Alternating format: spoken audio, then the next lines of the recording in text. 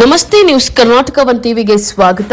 ಈ ದಿನದ ದೇವನಹಳ್ಳಿ ಪಟ್ಟಣದ ಡಾಕ್ಟರ್ ಬಿಆರ್ ಅಂಬೇಡ್ಕರ್ ಭವನದಲ್ಲಿ ಚಿಕ್ಕಬಳ್ಳಾಪುರ ಲೋಕಸಭಾ ಸಂಸದ ಡಾಕ್ಟರ್ ಕೆ ಸುಧಾಕರ್ ಅವರು ಪ್ರಧಾನಿ ನರೇಂದ್ರ ಮೋದಿ ನೇತೃತ್ವದ ಎನ್ಡಿಎ ಸರ್ಕಾರ ಮನರೇಗಾ ಯೋಜನೆಯನ್ನ ಸುಧಾರಣೆ ಮಾಡಿ ವಿಬಿಜಿ ರಾಮ್ಜಿ ಯೋಜನೆ ಪರವಾಗಿ ಸುದ್ದಿಗೋಷ್ಠಿ ನಡೆಸಿದ ಸುದ್ದಿ ನಿಮ್ಮ ನ್ಯೂಸ್ ಕರ್ನಾಟಕ ಒನ್ ಟಿವಿಯಲ್ಲಿ ವೀಕ್ಷಿಸಿ. ಭ್ರಷ್ಟಾಚಾರವನ್ನ ಅಂತ್ಯ ಮಾಡಿದ ವಿಬಿಜಿ ರಾಮ್ಜಿ ಯೋಜನೆ, ಪಾರದರ್ಶಕತೆ ಹೆಚ್ಚಳ. ಸಂಸದ ಡಾಕ್ಟರ್ ಕೆ ಸುಧಾಕರ್, ಹಿಂದೆ ರಾಜಕೀಯ ತೀರ್ಮಾನಗಳೇ ಹೆಚ್ಚು, ಶಾಸಕರು ಮತ್ತು ಕಾರ್ಯಕರ್ತರು ನಿಯಂತ್ರಣ ಮಾಡ್ತಾ ಇದ್ರು. ಮನರೇಗಾ ಯೋಜನೆಯ ಹೆಸರಲ್ಲಿ ನಡೀತಾ ಇರುವಂತಹ ಭ್ರಷ್ಟಾಚಾರವನ್ನ ವಿಬಿಜಿ ರಾಮ್ಜಿ ಯೋಜನೆ ಅಂತ್ಯಗೊಳಿಸಿದೆ. ಆದರೆ ಕಾಂಗ್ರೆಸ್ ನಾಯಕರು ಕೇವಲ ಹೆಸರು ಬದಲಾವಣೆಯ ವಿಚಾರವನ್ನ ಮುಂದಿಟ್ಟುಕೊಂಡು ರಾಜಕೀಯವನ್ನ ಮಾಡ್ತಾ ಇದ್ದಾರೆ ಅಂತ ಹೇಳಿ ಸಂಸದ ಡಾಕ್ಟರ್ ಕೆ ಸುಧಾಕರ್ ಹೇಳಿದ್ರು. ಪತ್ರಿಕಾಗೋಷ್ಠಿಯಲ್ಲಿ ಮಾತನಾಡಿದ ಅವರು, ಪ್ರಧಾನಿ ನರೇಂದ್ರ ಮೋದಿ ನೇತೃತ್ವದ ಎನ್ಡಿಎ ಸರ್ಕಾರ ಮನರೇಗಾ ಯೋಜನೆಯನ್ನ ಸುಧಾರಣೆ ಮಾಡಿ ವಿಬಿಜಿ ರಾಮ್ಜಿ ಯೋಜನೆಯನ್ನ ತಂದಿದೆ. ಇದು 2047ರ ವಿಕಸಿತ ಭಾರತದ ಗುರಿಯನ್ನ ತಲುಪಲು ಪೂರಕವಾಗಿದೆ. 2005ರ ಮೂಲ ಕಾಯ್ದೆಯನ್ನ ಈಗಿನ ಕಾಲಕ್ಕೆ ತಕ್ಕಂತೆ ಸುಧಾರಣೆ ಮಾಡುವುದು ಅನಿವಾರ್ಯವಾಗಿತ್ತು. ಯುಪಿಎ ಆಡಳಿತದ ಅವಧಿಯಲ್ಲಿ ಈ ಯೋಜನೆಯಡಿ ಭ್ರಷ್ಟಾಚಾರ ಹಾಗೂ ರಾಜಕೀಯ ಹಸ್ತಕ್ಷೇಪ ನಡೀತಾ ಇತ್ತು. ಗ್ರಾಮ ಪಂಚಾಯಿತಿಗಳ ಪಾತ್ರ ಹೆಸರಿಗೆ ಮಾತ್ರವಿದ್ದು ರಾಜಕೀಯ ತೀರ್ಮಾನಗಳೇ ಹೆಚ್ಚಾಗಿರ್ತಾ ಇತ್ತು. ಇದನ್ನ ಸ್ಥಳೀಯ ಶಾಸಕರು ಮತ್ತು ಕಾರ್ಯಕರ್ತರ ನಿಯಂತ್ರಣ ಮಾಡ್ತಾ ಇದ್ರು. ಹಾಜರಾತಿಯಲ್ಲಿ ಭ್ರಷ್ಟಾಚಾರ ಸಾಮಾನ್ಯವಾಗಿದ್ದು 10 ಜನ ಕೆಲಸಕ್ಕೆ ಬಂದ್ರೆ 50 ಜನರ ಹೆಸರು ನೋಂದಾಯಿಸಲಾಗ್ತಾ ಇತ್ತು. ಯೋಜನೆಯ ಹಣದಲ್ಲಿ 40% 50% ಮೊತ್ತ ದುರುಪಯೋಗವಾಗಿದೆ ಅಂತ ಹೇಳಿ ಸಿಎಜಿ ವರದಿ ಕೂಡ ಹೇಳಿತ್ತು ಅಂತ ಹೇಳಿ ತಿಳಿಸಿದ್ರು. ಗುತ್ತಿಗೆದಾರರಿಗೆ ಕೆಲಸ ನೀಡುವುದು ಹಾಗೂ ಕೂಲಿ ಪಾವತಿಯಲ್ಲಿ 2 ರಿಂದ 4 ತಿಂಗಳ ವಿಳಂಬವಾಗ್ತಾ ಇತ್ತು. ಇದರಿಂದ ಶ್ರಮಪಟ್ಟ ಗ್ರಾಮೀಣ ಜನರಿಗೆ ತೀವ್ರ ಅನ್ಯಾಯವಾಗಿತ್ತು. ಬೋಗಸ್ ಬಿಲ್ಗಳನ್ನ ತಡೆ ಹಿಡಿಯುವುದಕ್ಕೆ ಮಹಾತ್ಮ ಗಾಂಧೀಜಿ ಹೆಸರಲ್ಲಿ 100 ಕೋಟಿ ಲೂಟಿ ಮಾಡಿರೋದನ್ನ ತಡೆದಿರೋದಕ್ಕೆ ಕಾಂಗ್ರೆಸ್ ಈಗ ಹೋರಾಟವನ್ನ ಮಾಡ್ತಾ ಇದೆ. ಗಾಂಧೀಜಿಯವರು ಶ್ರೀರಾಮನನ್ನ ಇಷ್ಟಪಡ್ತಾ ಇದ್ರು, ಆದರೆ ಕಾಂಗ್ರೆಸ್ಗೆ ಶ್ರೀರಾಮನ ಹೆಸರು ಆಗ್ತಾ ಇಲ್ಲ. ಆ ಹೆಸರನ್ನೇ ಕಾಂಗ್ರೆಸ್ ವಿರೋಧಿಸ್ತಾ ಇದೆ. ಕಾಂಗ್ರೆಸ್ ಹೋರಾಟದ ಮೂಲಕ ಭ್ರಷ್ಟಾಚಾರಕ್ಕೆ ಮಣೆ ಹಾಕುತ್ತೇವೆ ಎಂಬ ಸಂದೇಶ ನೀಡ್ತಿದೆ ಅಂತ ಹೇಳಿ ತಿಳಿಸಿದ್ರು. ಹೊಸ ಯೋಜನೆಯಲ್ಲಿ ಪಾರದರ್ಶಕತೆಯನ್ನು ತರಲಾಗಿದೆ. ಜಿಯೋ ಟ್ಯಾಗ್, ಸ್ಯಾಟಲೈಟ್ ಚಿತ್ರ, ಗ್ರಾಮ ಪಂಚಾಯಿತಿಗೆ ಅಧಿಕಾರ, ಗತಿಶಕ್ತಿ ಕಚೇರಿಗೆ ಸಂಪರ್ಕ ಮೊದಲಾದ ಕ್ರಮಗಳ ಮೂಲಕ ಯೋಜನೆಯಲ್ಲಿ ಅಕ್ರಮವನ್ನು ತಡೆಗಟ್ಟಲಾಗಿದೆ. ಗ್ರಾಮೀಣ ಭಾರತದ ಅಭಿವೃದ್ಧಿಯ ದೃಷ್ಟಿಯಿಂದ ಹಾಗೂ ಯಾವುದೇ ಹಣ ಪೋಲಾಗುವುದನ್ನು ತಡೆಯುವ ಉದ್ದೇಶದಿಂದ ಈ ಯೋಜನೆಯನ್ನ ತರಲಾಗಿದೆ. ಹವಾಮಾನ ವೈಪರೀತ್ಯ, ಆಸ್ತಿಯ ಸೃಜನ, ಜಲ ಸಂರಕ್ಷಣೆ, ರೈತರ ಕೃಷಿ ಭೂಮಿ ಫಲವತ್ತತೆಯನ್ನು ಕಾಪಾಡುವುದು ಮೊದಲಾದ ಅಂಶಗಳನ್ನ ಇದರಲ್ಲಿ ಸೇರಿಸಲಾಗಿದೆ ಅಂತ ಹೇಳಿ ತಿಳಿಸಿದ್ರು. ಹೋಲಿಕೆ ನೋಡಿ, ಹಿಂದಿನ ಯುಪಿಎ ಅವಧಿಯಲ್ಲಿ ಯೋಜನೆಗೆ 2.13 ಲಕ್ಷ ಕೋಟಿ ರೂಪಾಯಿ ಖರ್ಚು ಮಾಡಿದ್ರೆ ಎನ್ಡಿಎ ಸರ್ಕಾರ 8.53 ಲಕ್ಷ ಕೋಟಿ ರೂಪಾಯಿ ಖರ್ಚು ಮಾಡಿದೆ. ಅಂದ್ರೆ ಅನುದಾನ 4 ಪಟ್ಟು ಅಧಿಕವಾಗಿದೆ. ಹಿಂದೆ 1660 ಕೋಟಿ ಮಾನವ ದಿನಗಳನ್ನು ಸೃಷ್ಟಿಸಿದ್ರೆ ನಮ್ಮ ಸರ್ಕಾರದ ಅವಧಿಯಲ್ಲಿ 3210 ಕೋಟಿ ದಿನಗಳನ್ನ ಸೃಜಿಸಲಾಗಿದೆ. ಹಿಂದೆ ವರ್ಷಕ್ಕೆ 153 ಲಕ್ಷ ಕಾಮಗಾರಿ ನಡೀತಾ ಇದ್ರೆ ಈಗ 862 ಲಕ್ಷ ಆಗಿದೆ. ಅಂದ್ರೆ 4 ಪಟ್ಟು ಹೆಚ್ಚಾಗಿದೆ. ಹಿಂದೆ ಆಸ್ತಿ ನಿರ್ಮಾಣ 12% ಆಗಿದ್ರೆ ಈಗ 62.95% ಆಗಿದೆ. ವರ್ಷದಲ್ಲಿ ಉದ್ಯೋಗದ ದಿನಗಳನ್ನ 100 ರಿಂದ 125ಕ್ಕೆ ಹಾಗೂ ಪರಿಶಿಷ್ಟ ವರ್ಗ ಮತ್ತು ಗುಡ್ಡಗಾಡು ಪ್ರದೇಶಗಳಿಗೆ 150 ದಿನಗಳಿಗೆ ಹೆಚ್ಚಿಸಲಾಗಿದೆ. ಆದ್ದರಿಂದ ಈ ಹೋಲಿಕೆಯನ್ನ ನೋಡಬೇಕು ಅಂತ ಹೇಳಿದ್ರು. ಇನ್ನು ಈ ಯೋಜನೆಯ ಮೂಲಕ ಮಹಾತ್ಮ ಗಾಂಧೀಜಿಯವರ ಸ್ವರಾಜ್ಯ ಕನಸಿನಂತೆ ಸ್ಥಳೀಯ ಸಂಸ್ಥೆಗಳಿಗೆ ಶಕ್ತಿಯನ್ನ ತುಂಬಲಾಗ್ತಾ ಇದೆ. ಕಾಂಗ್ರೆಸ್ ಪಕ್ಷದ ಹೆಸರು ಬದಲಾವಣೆಯ ನೆಪದಲ್ಲಿ ರಾಜಕೀಯ ಮಾಡ್ತಾ ಇದೆ. ಆದರೆ ದೇಶದ 600ಕ್ಕೂ ಹೆಚ್ಚು ಸರ್ಕಾರಿ ಸಂಸ್ಥೆಗಳು ಒಂದೇ ಕುಟುಂಬದ ಹೆಸರಿನಲ್ಲಿ ಇರುವುದಕ್ಕೆ ಮೊದಲು ಕಾಂಗ್ರೆಸ್ ಉತ್ತರಿಸಬೇಕು ಅಂತ ಹೇಳಿ ಸಂಸದ ಡಾಕ್ಟರ್ ಕೆ ಸುಧಾಕರ್ ಹೇಳಿದ್ರು. ಸುದ್ದಿಗೋಷ್ಠಿಯಲ್ಲಿ ಪ್ರಧಾನಿ ನರೇಂದ್ರ ಮೋದಿ ನೇತೃತ್ವದ ಎನ್ಡಿಎ ಸರ್ಕಾರ ಮನರೇಗಾ ಯೋಜನೆಯನ್ನ ಸುಧಾರಣೆ ಮಾಡಿ ವಿಬಿಜಿ ರಾಮ್ಜಿ ಯೋಜನೆ ಪರವಾಗಿ ಸುದ್ದಿಗೋಷ್ಠಿಯಲ್ಲಿ ರಾಜ್ಯ ಬಿಜೆಪಿ ಪ್ರಧಾನ ಕಾರ್ಯದರ್ಶಿ ನಂದೀಶ್ ರೆಡ್ಡಿ ಮಾತನಾಡಿದರು. ಬೆಂಗಳೂರು ಗ್ರಾಮಾಂತರ ಜಿಲ್ಲಾ ಬಿಜೆಪಿ ಅಧ್ಯಕ್ಷ ರಾಮಕೃಷ್ಣಪ್ಪ, ಇದೇ ಸಮಯದಲ್ಲಿ ಬೆಂಗಳೂರು ಗ್ರಾಮಾಂತರ ಜಿಲ್ಲಾ ಪ್ರಧಾನ ಕಾರ್ಯದರ್ಶಿ ಎಚ್ಎಂ ರವಿಕುಮಾರ್, ದೇವನಹಳ್ಳಿ ಬಿಜೆಪಿ ಮಂಡಲ ಅಧ್ಯಕ್ಷರಾದಂತಹ ನೀಲೇರಿ ಅಂಬರೀಶ್ ಗೌಡ, ಎನ್ಎಲ್ ತಾಲೂಕು ಬಿಜೆಪಿ ಕಾರ್ಯದರ್ಶಿ ಯಲಿಯೂರು ಆನಂದಗೌಡ ಎಚ್ ರವರು ಉಪಸ್ಥಿತರಿದ್ದರು. ಗ್ರಾಮೀಣ ಭಾರತದ ನಿರ್ಮಾಣದ ಬಗ್ಗೆ ಏನು ಕಾಯ್ದೆಯನ್ನ ನಾವು ತಂದಿದ್ದೇವೆ ಅಥವಾ ಮೂಲಭೂತವಾಗಿದ್ದಂತ ಕಾಯ್ದೆಗೆ ತಿದ್ದುಪಡಿಯನ್ನು ತಂದಿದ್ದೇವೆ, ಅದರ ಬಗ್ಗೆ ಇವತ್ತು ನಾವು ಮಾತಾಡಲಿಕ್ಕೆ ನಿಮ್ಮನ್ನೆಲ್ಲ ಕೂಡ ಇವತ್ತು ಆಹ್ವಾನವನ್ನು ಮಾಡಿದ್ದೀವಿ. ಈಗಾಗಲೇ ನಿಮಗೆ ಗೊತ್ತಿದೆ, VBG Ramji Viksit Bharat guarantee for Rozgar and Ajeevika mission Gramin ಕಾಯ್ದೆ. ಈಗ ನಾವೊಂದು ಯೋಜನೆ ಬಗ್ಗೆ ಮಾತ್ರ ಮಾತಾಡ್ತಾ ಇದ್ದೀವಿ. ಇವತ್ತು ಗ್ರಾಮೀಣ ಭಾರತ ಯಾವ ದಿಕ್ಕಿಗೆ ಕಡೆ ಹೋಗ್ಬೇಕು, ಯಾವ ರೀತಿಯಲ್ಲಿ ಅದು ಅಭಿವೃದ್ಧಿ ಆಗಬೇಕು ಅನ್ನುವಂಥದ್ದು ಅದು ಒಂದು ತತ್ವ, ಅದು ಘೋಷಣೆ ಅಲ್ಲ. ಯಾವುದೋ ಒಂದು ಕಾಯ್ದೆಯನ್ನ ತಂದು ಅದನ್ನು ಘೋಷಣೆ ಮಾಡುವಂತ ಸಂಪ್ರದಾಯ ಮಾನ್ಯ ನರೇಂದ್ರ ಮೋದಿಜಿಯವರ ನೇತೃತ್ವದ ಸರ್ಕಾರಕ್ಕೆ ಎಲ್ಲೂ ಕೂಡ ಇಲ್ಲ.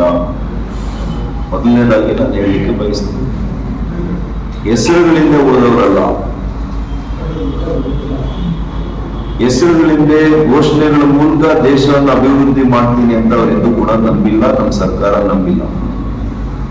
ನಾವು ಒಂದು ತತ್ವದ ಅಡಿಯಲ್ಲಿ ಒಂದು ಬದ್ಧತೆಯ ರೂಪದಲ್ಲಿ ಈ ದೇಶವನ್ನ ಕಟ್ಟುವಂತ ಕೆಲಸ ಪ್ರಾಮಾಣಿಕವಾಗಿ ನಮ್ಮ ಸರ್ಕಾರ ಮಾಡ್ತಾರೆ. ಈ ಹಿನ್ನೆಲೆಯಲ್ಲಿ ಇವತ್ತು MG NREGA, Mahatma Gandhi national rural employment guarantee act 2005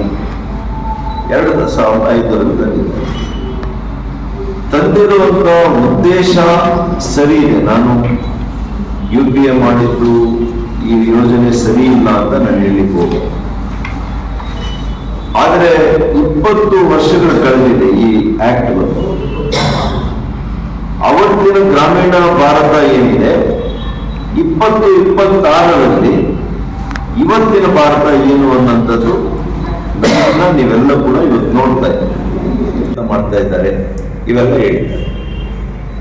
ಅದಕ್ಕೆ ನಿಮ್ಗೆ ಹೇಳುವಂಥದ್ದು UPA ಕಾಂಗ್ರೆಸ್ ಸರ್ಕಾರ ಅವರದೇ ತಂದಂತ ಯೋಜನೆಯಲ್ಲಿ ಅವರು ಎಷ್ಟು ಸೃಜನೆ ಮಾಡಿದ್ರು, 1660 ಕೋಟಿ ಮಾನವ ದಿನಗಳನ್ನ ಅವರು ಸೃಜನೆ ಮಾಡಿದ್ರು. ನಮ್ಮ ಕಾಲದಲ್ಲಿ 10 ವರ್ಷದಲ್ಲಿ ನಾವೆಷ್ಟು ಮಾಡಿದ್ದೀವಿ? 3210 ಕೋಟಿ ಮಾನವ ದಿನಗಳನ್ನ ಸೃಜನೆ ಮಾಡಿದ್ದೀವಿ. ಅಂದ್ರೆ ಎಷ್ಟಾಯ್ತು? ಡಬಲ್ ಆಗಲಿಲ್ವಾ?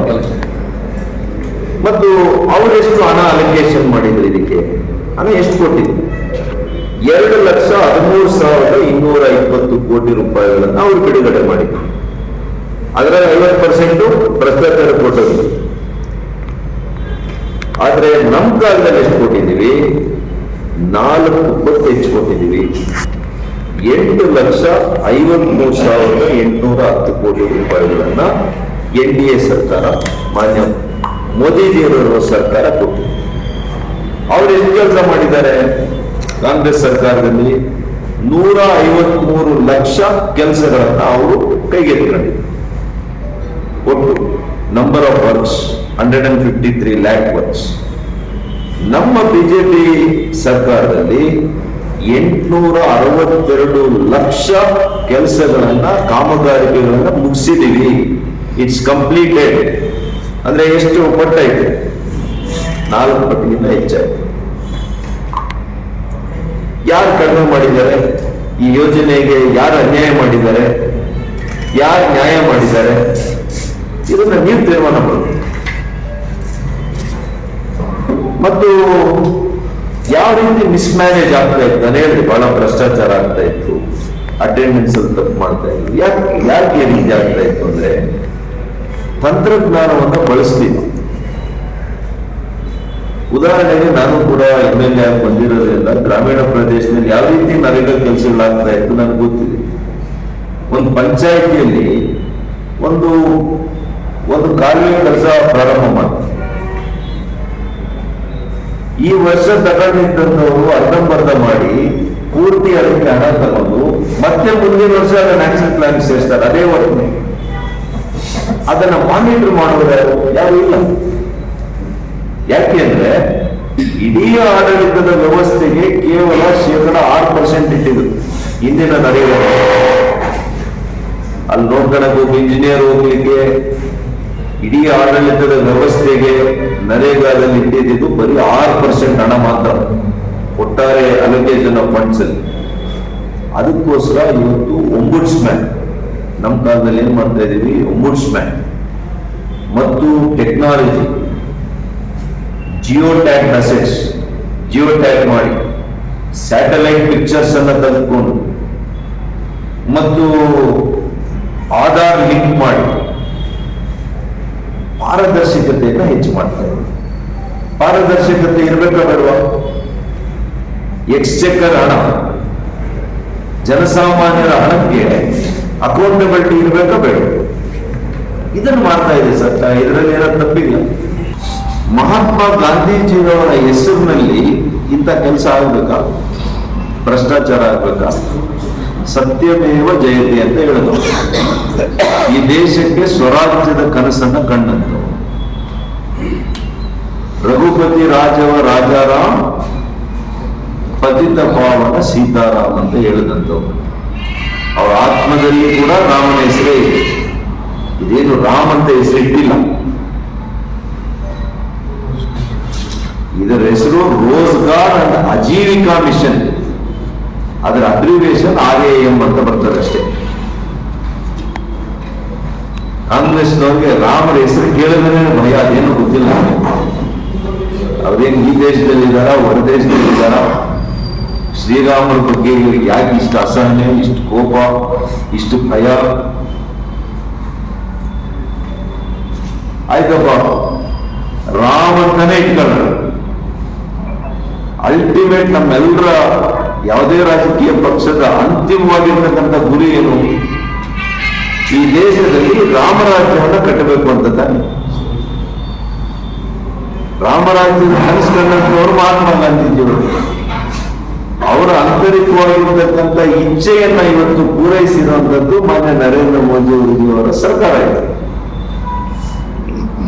ಹಾಗಾಗಿ ಬಂಧುಗಳೇ, ಇವತ್ತು ನ್ಯೂಸ್ ಕರ್ನಾಟಕ 1 ಟಿವಿ ಸಂಪಾದಕರು, ಬೆಂಗಳೂರು ಗ್ರಾಮಾಂತರ ಜಿಲ್ಲಾ ವರದಿ ಸೀತಾರಾಮ್.